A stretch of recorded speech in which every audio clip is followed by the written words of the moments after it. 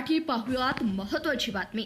सांगोला तालुक्यातील जिल्हा परिषद गट आणि पंचायत समिती गणाच्या निवडणुकीचा धुरळा आता शांत झाला असून उद्या लागणाऱ्या निकालाकडे संपूर्ण तालुक्याची उत्सुकता शिगेला पोहोचली आहे। तालुक्यात नारळ फुटणार की धनुष्यबाणाने कमळ फुलणार या प्रश्नाचे उत्तर उद्या मिळणार आहे। उद्या गुलाल कोण उधळणार आणि सांगोल्याचा राजा स्थानिक स्वराज्य संस्थेच्या निवडणुकीत कोण ठरणार या प्रश्नाची उत्तरे आता काही तासातच स्पष्ट होतील।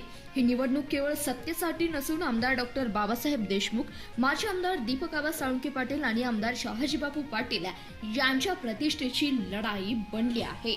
तालुक्यात यंदा सांगोला तालुका विकास आघाडी आणि महायुती यांच्यात अत्यंत अटीतटीचा सामना पाहायला मिळाला।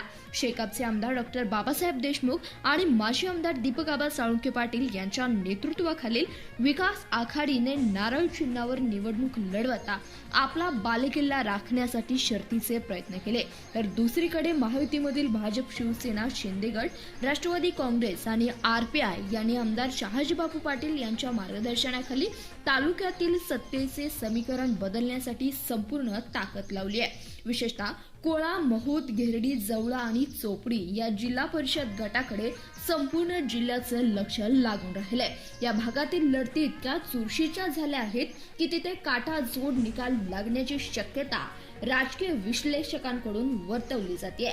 पारे येथील मतदान यादीतील गोंधळाचा मुद्दाही या निवडणुकीत चर्चेचा राहिला आहे, ज्याचा परिणाम निकालावर काय होतो हे पाहणे औत्सुक्याचे ठरेल। माजी आमदार शहाजीबापू पाटील बाजू पलटी करून महायुतीचा विजय खेचून आणणार की डॉक्टर बाबासाहेब देशमुख आणि माजी आमदार दीपक आबा साळुंखे पाटील सांगोला तालुका विकास आघाडीचा गड शाबूत ठेवणार याचा फैसला उद्या होईल। कार्यकर्त्यांनी गुलालाची उधळण आणि विजयाची तयारी केली असली तरी मतपेटीतून कोणाच्या नशिबाचा कौल बाहेर येतो याकडे आता सर्वांचे डोळे लागून राहिले आहेत। धन्यवाद। राजकीय अपडेट्स पाहण्यासाठी पाहत रहा CBS न्यूज मराठी।